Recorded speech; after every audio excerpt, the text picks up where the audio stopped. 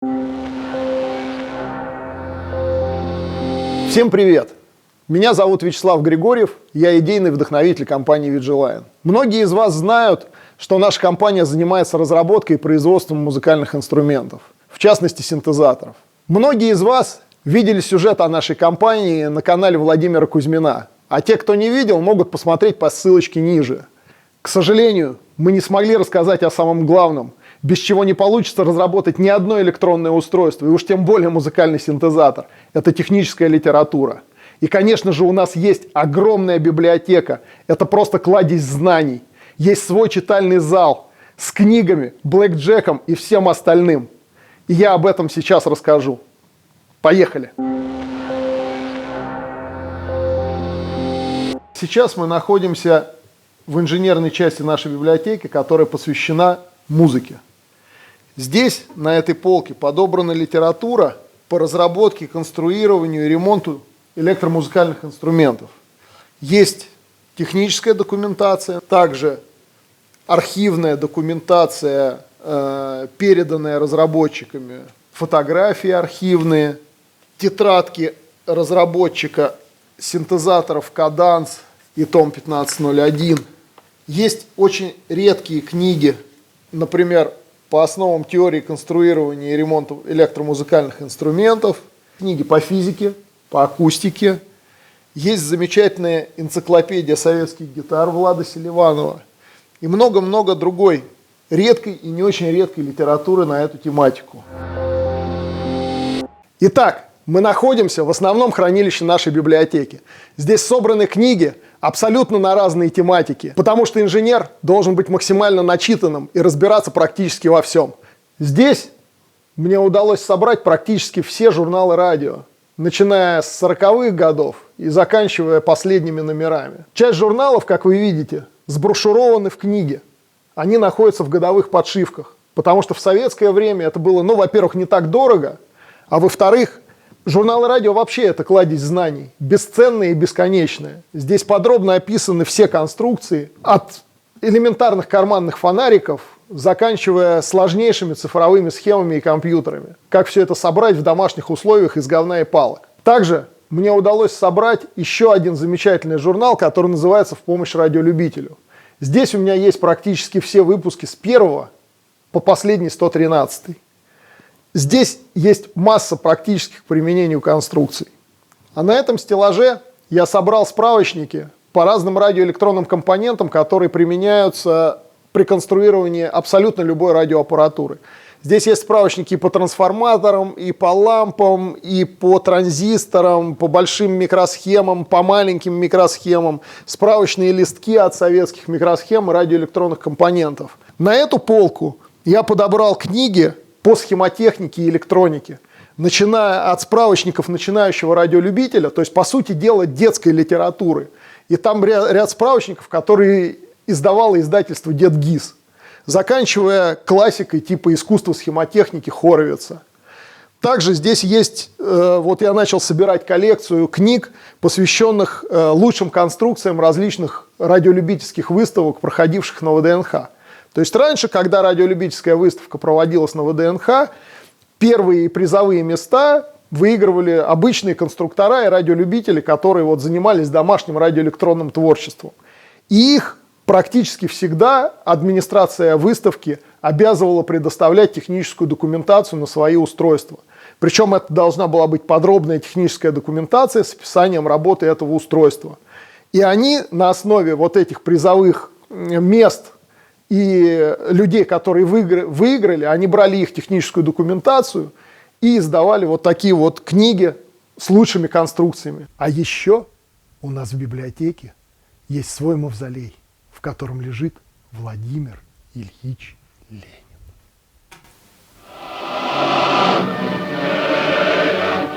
На этой полке мне удалось собрать книги по технологии производства, по монтажу, по проектированию. И даже вот здесь затесались англо-русские и японско-русские словари по радиоэлектронике. Здесь есть редкие книги, которые тоже по электрочасовым системам и по кварцевым электронным часам. Ниже находится полка, ну, наверное, с очень интересными и редкими книгами. Здесь с краю стоят книги, посвященные двум предприятиям радиоэлектронной промышленности. Это Неидару и заводу Микрон. Это исторические книги, их практически нигде не найти. Они издавались только вот для сотрудников этих предприятий. Это основатели советской радиоэлектронной промышленности вообще. То есть они первые практически, кто начинал в Советском Союзе выпускать электронное оборудование и различные изделия.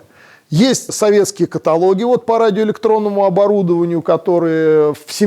Это так называемый рекламный буклет промышленного оборудования для радиоэлектроники 60-х, 70-х годов. Книги по основам научного атеизма, тоже научно-техническая литература. Есть очень полезная в наше время книга для творческих людей, вот сборник частушек, там порядка 4000 частушек. Есть управление космическим летательным аппаратом. Есть самая главная, наверное, книжка, которая вообще должна быть у каждого, это «Основы общения с подрядчиками и поставщиками». Это вот толковый словарь ненормативной лексики русского языка. Очень редкая книга, которую, я не знаю, я больше ее нигде не видел. Это называется «Снег-справочник». Причем ни снег, ни справочник, это не фамилия и не имя автора, это именно справочник по снегу. Это вот такая вот толстая книжка, она сантиметра 4 толщиной. Потом покажу, что это за книжка, это очень увлекательное чтиво. Есть книги по психологии, по истерическим состояниям, по различным нервным расстройствам. Это позволяет общаться с клиентами, поставщиками, опять же, подрядчиками. Есть даже вот такая вот книжка «Алгоритм оптимального проектирования летательного аппарата». А на эту полку я поставил каталоги ведущих производителей радиоэлектронного оборудования, инструментов и радиокомпонентов.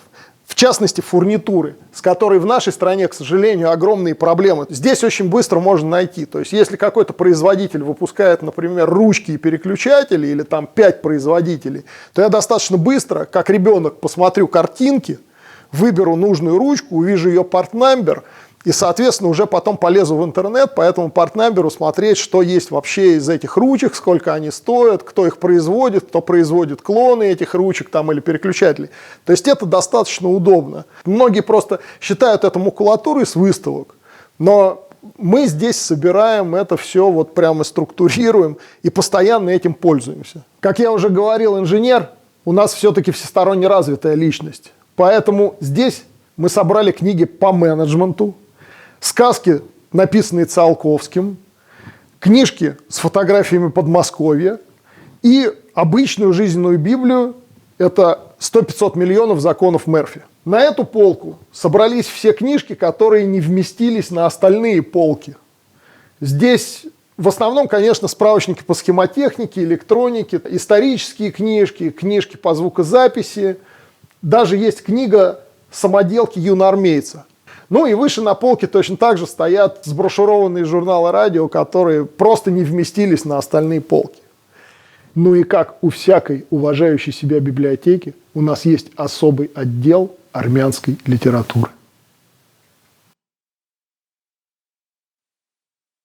А сейчас мы находимся в общем читальном зале.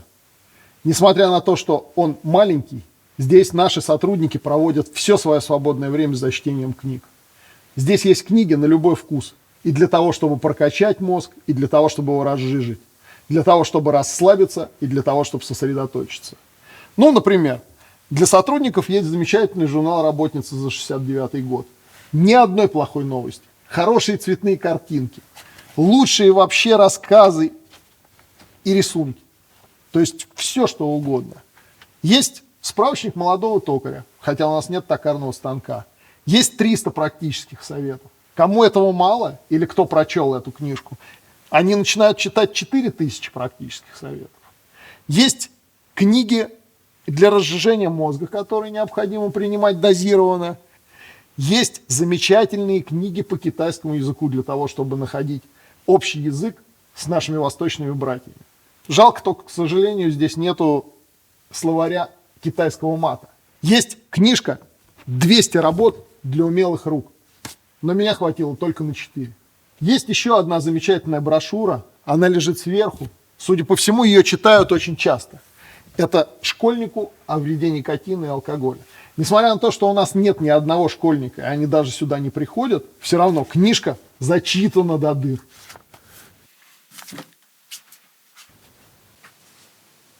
А в следующем видео я расскажу о выбранных книгах более подробно. А пока подписывайтесь на канал, ставьте лайки или дизлайки, пишите комментарии, а лучше всего найдите себе интересную работу.